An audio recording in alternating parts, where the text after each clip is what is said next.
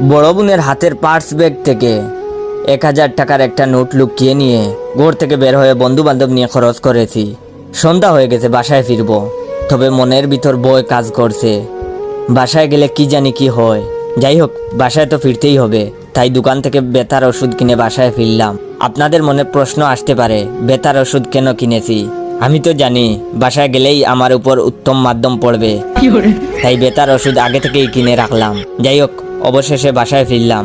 এসে দেখি পরিবারের সবার মুখে একটা গম্ভীর ভাব, সবাই যেন আমার উপর অনেক রাগ। সবাই দেখছি চুপচাপ। তখন নিজেকে ভালো বানাতে মায়ের কাছে গিয়ে নরম সুরে মাকে বললাম, মা কি হয়েছে, সবাই চুপচাপ কেন? তখন মা বলল, তোর বড় আপুর হাতের পার্স আজ ছিনতাইকারীরা নিয়ে গিয়েছে রাস্তা থেকে, তাই সকলের মন খারাপ।